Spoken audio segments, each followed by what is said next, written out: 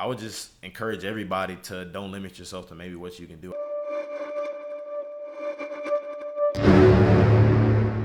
Hello there, beautiful people of the internet. Mr. Vance Painter here, sitting down with a young fellow here that I found doing the Turo business in Dallas, Texas as well. Actually in Fort Worth, but we are here with Zach, and I wanted to go through what he is doing with his business and maybe inspire some people out there to do what he's doing and beyond, because he was actually doing a little bit bigger than I was at one point. You know what? I'll let him get into it. Zach, go ahead and give us a little intro.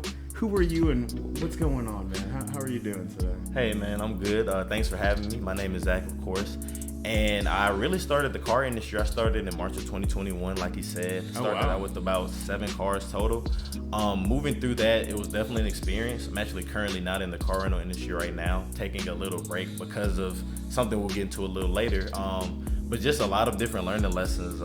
Just really was excited to get in the business, got my hands dirty, and then learned a lot. Nothing wrong with that. So I'm going to interrupt you there and ask you, so what inspired you, or what drew you towards Turo? How did that even pop up in your head?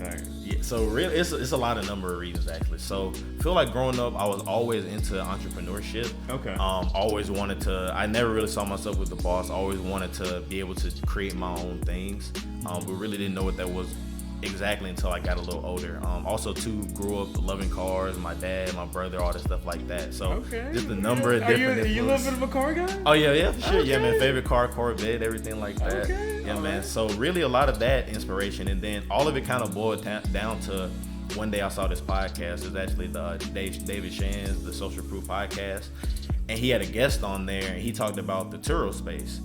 And in there, I think he said he went in and got like 50 cars in like 30 days, something crazy. Man. Yeah, but it was a lot of management. No, for sure. And that's something like he mentioned that specifically. He was like, that's a lot of cars. He definitely doesn't recommend it, but it really I recommend that. it really got my mind just thinking about, okay, like what's the potential of this? What could I do? So yeah, those are really some of the inspirations I really just got to get into it. Gotcha. I mean, that's actually pretty cool. So it was a social media thing that kind of drew you into it, and did you just say like, I just want to try this out, or? Yeah, and also too, honestly, like I said, as an entrepreneur, I was really looking to leave my job. What were you doing? I'm a mechanical engineer by degree, but not really. Mind if I ask where you went to school? Tuskegee, out there in Tuskegee, Alabama. Right. A Yeah. mechanical engineer, I like that. That is awesome. Yes, Yeah, sir. for sure. And it was cool. Like when I got the degree, I thought I wanted to do that, but I didn't really see myself long term. So that's really what really made me want to make that transition. Gotcha. So my buddy, I have a good friend. This is a 2-part relation to a story here. One of my best friends since high school. He actually did one of the Zoom podcast things with me while we were in COVID. I tried it out with him. We talked about cars. Okay. But ironically, he's a mechanical engineer. His first job was at Tesla. And he was on the floor. He helped build the X doors, like the up and down. Oh yeah. That's his signature claim to fame. Shout out to Mason. That's my boy right there. That's dope. Next door neighbor. Matter of fact, though, speaking of Corvette, I gotta show you after this.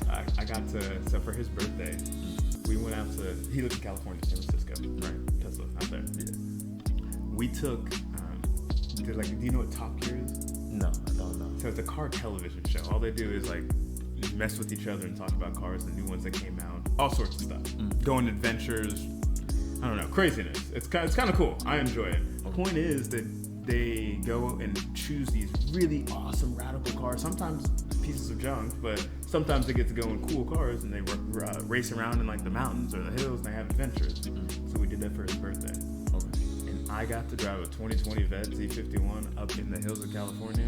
Oh my gosh, man, what an experience. But that's a whole different thing. We'll talk about that after the show. But so how did you get started with Turo? So what was like step one for you? Okay, like you had the inspiration. You're like, dang, I want to do this. What was like step number one for you? What? So the very first step I did was come up with the rental plan. I told myself, I wrote down the plan from how much I wanted to make per month. Okay. Looked at how many cars it would take to make that per month, and really just figured out what exact cars I wanted. And I came out at the time. I came out to 4 cars, which was a Civic, a Corolla, a Prius, and then a Sonata. I like it. I like the stack. Yeah, honestly, it's very smart. I like it. Yeah, and that also the I guess a tip too, really something that kind of really resonated with me for Turo, you have to know what market you're marketing your cars to, because for the car rental game in general, Turo is only such a small pool in the gigantic realm of rental cars. Like, there are a lot of different platforms. So knowing that I wanted to go on Turo, I knew that I needed those cars. And I want you to expand on that a little there. You said there's more than one platform, and this is something we were actually just talking about pre-interview here, and it's something that I haven't expanded into completely. I've been on the Turo platform mainly, and there's been a little few outside of the platform as well as personal rentals. Luckily, I do have the documentation for that already set up. Thank the car business again for that. But point is, I haven't really dabbled with any other applications besides a person-to-person interaction to get rentals, really. Can you go into, like, I know there's Hire Car out there. I mean, tell the crowd. I mean, we're talking about Turo, but there's more to do, apparently. Yeah, there's honestly so many different platforms. Fetch Truck, Get Around, Hire Car, Turo, even like doing private rental like on Facebook Marketplace. There's so many different ones. That's a good idea too. Yeah. Wow, never thought about that one. I like that. Yeah, and actually that's where I found one of my long-term renters for my Corolla. He had my car for maybe 6 months, I want to say, and I found him straight off of Facebook. Wow. Vetted him, all that stuff like that, and then got him rolling. Wow, what a great idea. Dang, y'all hear this? This man knows what he's doing. I like it. That is awesome. Looks like I'll be doing something on Facebook a little bit later. So now that we've gotten into Turo, how you got in there, to give a little advice too. Y'all take note. I'm taking note. I need to write it down after. We'll get to that. But so what happened? You said that you kind of stopped, that you're not really doing it right now. So how was your experience with Turo? Was it a profitable thing for you? Was it busy? Give me a rundown of how Turo was for you. What was your experience? I know you're getting back into it, but so far, what has your experience been like? So, like I said, at my highest, I had 7 cars in my fleet, and as you can imagine, managing 7 different cars, was it just lot. You? Yeah, it was just me. Oh yeah, but that's at the time when I did it, I had left my job. That was my full-time job at the time. So there were days when I was maybe going to the airport 3-4 times a day from picking up and dropping off. So it was a lot of busy days. So it was profitable, but then it was profitable until it wasn't. I'm sure, as you know, like depreciation is really crazy with mileage. It's ridiculous. Yeah. And with the car market, just everything that was going on, there was a lot of factors. The cars eventually started to slow down. People weren't traveling as much, so the booking rate started to slow down a little bit. And then from the mileage that was put on my cars, the value of getting out of those deals, because the goal isn't to keep them all 6 years. Right. It doesn't really make much sense. No, it does not. Not unless you plan on keeping it forever. Exactly. Yourself, right? Exactly. And just going off of that, I really was able to look at the market where it was and get out of those contracts with all the cars before it got too crazy. Yeah, wow. Exactly. Good for you. That's good. Because right now, I mean, I'm just gonna pay mine off, and this one, like I said, it's either gonna be trade in or keep at this point. Mm-hmm. But that is the big thing that I just expressed to you previously too, and that's know the car business. And I was blessed. I was very blessed to get that car business know-how, depreciation, what it's gonna look like. You can almost kind of predict it by looking at other cars. I'm a data guy. I love the analytics. Love to see what other cars perform like. Not just on Turo and rental, but what it's going to look like later on with this many miles on it. And how many miles based on you renting it out, this is how many miles you're going to have a year. Okay, now let me apply that to the car market. What's that going to look like on my car in the future based on cars that have that amount of mileage on it now? For sure. Right? So I was doing all sorts of that stuff. I was going crazy. And the fact that I had known, and I want to go back to your car choices here for a second. So you had a Hyundai, Toyota, Honda. What was the first? So a Prius, Sonata, Civic, Corolla. I had two Toyotas. Two Toyotas, and then I used my personal Volkswagen Jetta, and I also had 2 Tesla Model 3s at the time. And 2 Teslas, okay. But you started off with all Japanese, basically, and 1 German that was already yours, technically. Yeah. Toyota quality. Who could ask for anything more? That was one of my biggest things, being in the car business for so long. I was like, I know about the repairs on a lot of these cars. I don't want to do the luxuries and the Range Rovers or some Jaguar or Mercedes. You can get a cheap Mercedes and rent it out. It's not really that expensive to get. Yeah. But how expensive is it to maintain, and who are those people, like you said, your target audience? Who are those people renting them out?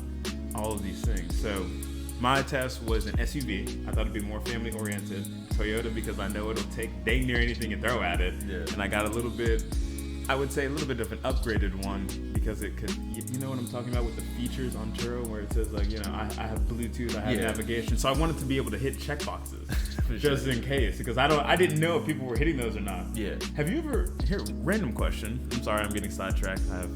It happens. Have you ever rented from Turo?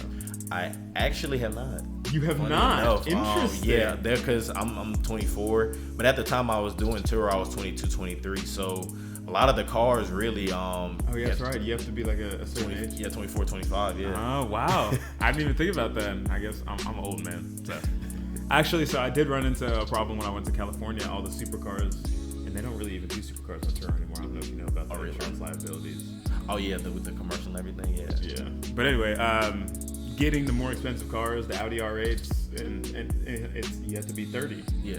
I was still 29, but all of my friends were already 30, so I'm like, this is ridiculous. I'm the youngest one, and I thought we were done with this age thing. I thought after 21, I wasn't gonna have to deal with this anymore. Yeah.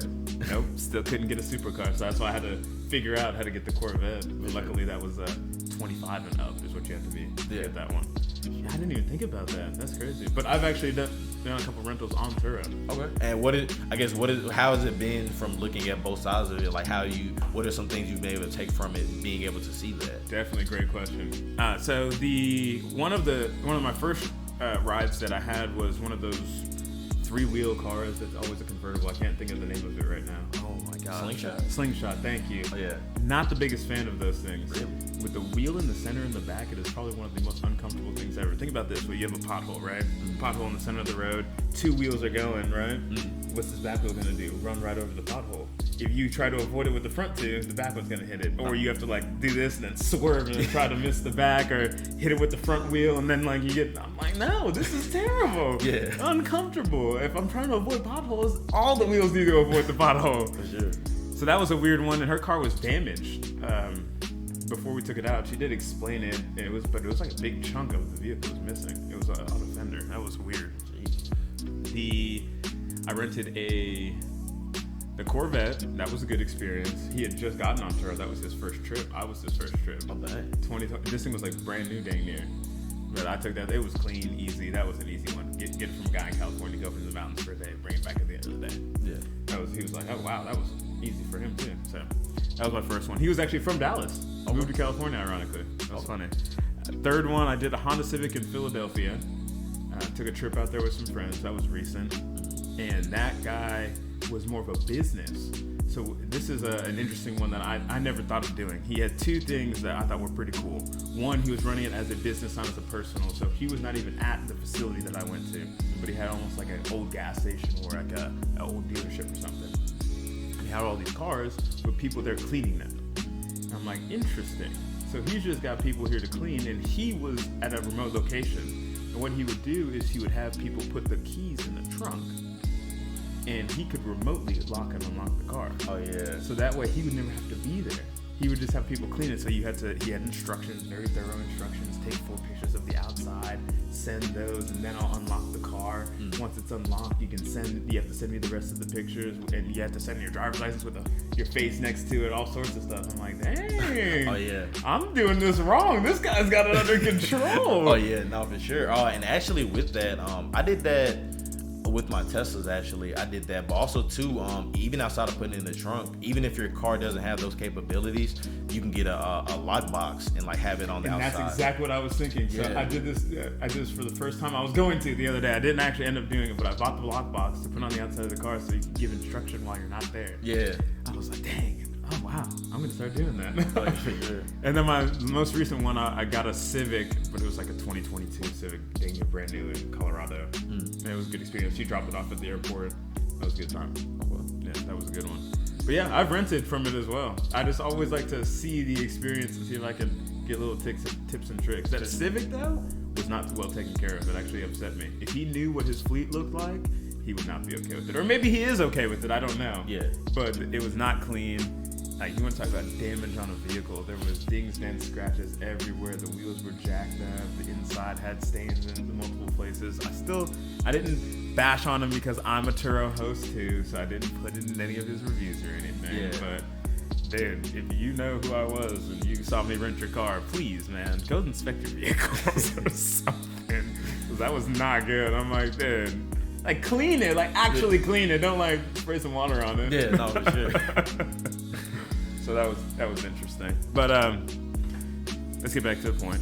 So you were in there, you were deep, you had a lot of cars. You had 7 at your peak. Mm-hmm. So what was like the deciding factor that said, like, you basically said, what, like, I'm doing this wrong, or what went through your head? Like, really, just for one, I started seeing the cash flow. I think the biggest thing, because like you said earlier, just knowing the car game and just knowing traveling season, peak season, all these different things. Oh, yeah. I wasn't well educated on that. I didn't do a lot of due diligence like I should have. So I really started to see it in the reduced bookings. This was before I knew about the platforms like Hire Car and things of that nature. So just feeling like I had those limited resources was like that first thing that I was like, okay, maybe I did this a little wrong. Dang. So I mean, so you pivoted, and I was actually on your Instagram. I saw that you were trying to go around to CarMaxes and sell some of your vehicles. Yeah, you were trying to offload. Yeah, for sure. Yeah. In a peak season in the car market, or like kind of ish. What, I mean, it was 2021, right? So it was still. No, yeah. So it was 2021, 2022. Yeah. And you had started in 2021. Yeah. So you kind of got in when things were up a little already, and then they were still kind of going up throughout all of 2021. So, I mean, did you get rid of all of it? Did you end up positive, negative on the... No, so everything was, like I said, like the grace of everything lined up perfect. Like with me getting in the market, me exiting the market, I was able to not only be profitable on the cars while I was renting them, but even getting checks. I had one video with one of my Teslas, my red one. I was actually able to get a check for $3,600 from CarMax because I had paid extra on it. So like just things like that. So I was positive on all the cars I got rid of. That's good, because I have a friend of a friend, I should say. She just tried to get rid of her fleet as well, and now, good luck. Oh yeah, you cannot do it now. It is tough. The car market is changing. I actually have a video coming out. It's not on my board, but I was talking about the car market. That was my other video that I did yesterday. I was telling them about my videos I was doing last night. It was car market crash. Okay. And a Grant Cardone. Those will be coming out soon.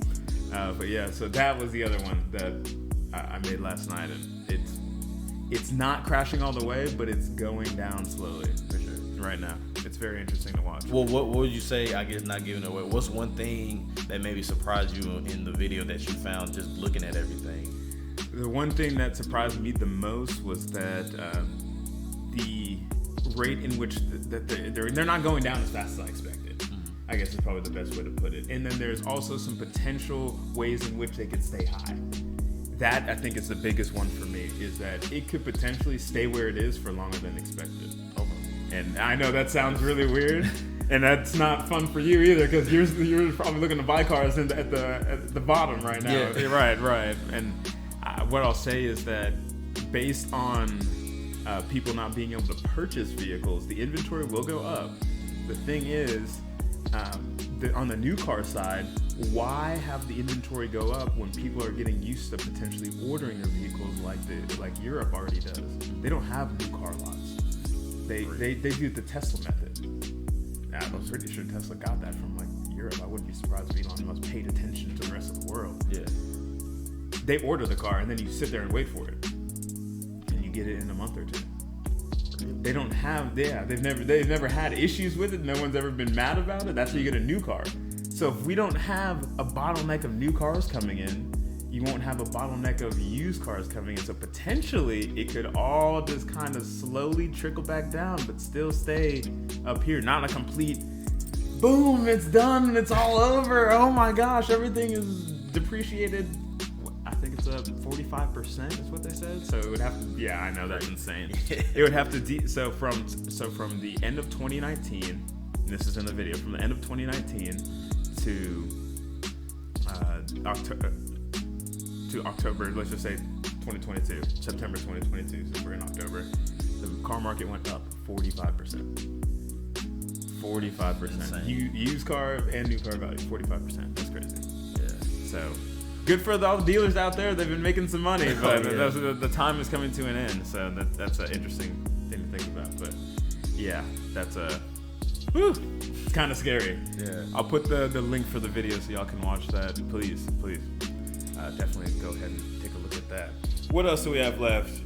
So how do you plan to do it different? That's a good question. So now that you're wiser, right? You've done this. You've made some mistakes, as we all do. That's the greatest part about life. You can learn from them and continue on. So don't give it all away. The man has material out there. So don't give it all away, but maybe a little something that you're gonna do different. If I really had to boil it down, I would say the most important thing was know what I get into. And truly, like when I made that plan of saying this is the money I want to make, these are the cars, like that's not enough. Like knowing a full-on financial plan, like okay, knowing that if I have this one car, this is exactly how much I need to have sitting for maintenance, repairs, 100%, all these different things, like tolls, like we were talking about earlier with toll tags. Like I didn't get toll tags for 7 of my cars until like 3 or 4 months in. That's hundreds, maybe thousands of dollars that I potentially lost. That I could have saved just from that small thing alone. Yeah. So just a lot of different things, like knowing exactly what I'm getting into before stepping foot, because this isn't a game. Like a lot can go sideways. So I'll say that's the biggest thing. A better plan. I like it. Yeah, I guess you're building that, or have already built that now, and you kind of know what you're about to do. Sure. Well, I'm gonna give him a shout out. Go check out the man's plan. He'll teach you how to really do it. I mean, especially if you've learned from experience and already know what in the world to watch out for, you might know how to tell somebody else. I've always had this one mentor. He says, learn from what I say, not from what I do, and learn from my mistakes even more so. For sure. So he always says, like, learn from what I say, because I've messed up and I've done it the wrong way my whole life, or the things that I have done wrong, I'll talk about. So let's do it different. Like, you do it different. Trust me. I'm like, so I've been taking his stuff to heart. For sure. That man makes millions, so. Definitely. Right? Beautiful family, like everything. And he's all ripped and stuff. I'm like, dude, I'm gonna listen to you. Oh, for sure. Shout out to Bobby. All right. Well, I appreciate you coming. I don't want you to give away too much. If you want to, shout out to the people. Let them know where to find you. Let them know what's going on, and then we'll conclude it up and let you get back to business. I know there's plenty more to do. Oh yeah, for sure, man. Once again, I really do appreciate you for having me on. Always love talking about the experience, and I truly feel that overall, I would just encourage everybody to don't limit yourself to maybe what you can do. I guess leaving on a lasting note. Even if you're not a car person, like we were talking about early in the conversation, like you're even your normal car that you drive day to day, a byproduct of you renting your car out, some of that note gets paid off. So even if you're not necessarily a car person, just know that you can challenge yourself to make some extra money that you necessarily don't have to be hands on with. So that's something I want to leave with. But yeah, for me, I personally have a ebook that I'm selling. So if you're interested in getting what's the name of the book? It's called the Turo Tips Trips Guide. Okay. And it actually breaks down everything from how to get the car at the best price, how to see what price the market is charging for the rentals, maybe how much your ROI can be, just a lot of different things to really getting the game started right. So because there's a lot of stuff in that app people do not know about. Oh, for sure. Trust me, I could have used a start guide, and I did not do that because I thought I knew everything. I knew a lot, but there's a lot of just the app itself. No, for sure. Oh my gosh, there's the information, the data you can get from just like the cars or like the potential vehicles that you. I'll go read his book. Yeah, man, for sure. But yeah, like I have that, and also as well, if you're actually interested in getting a lot more information, like maybe a one-on-one hands-on coaching experience on how to get in the game, like have someone to walk you through, because I've had cars that were totaled. I've gotten paid out for those, have a lot of different experiences with the car industry. So if you're looking for someone to maybe teach you how to get into it, also offering one-on-one as well. And awesome. Yeah, also follow me on Instagram and TikTok at. We'll put it up here. Go ahead. It's ZBLDS, but yeah. Awesome. Go follow him.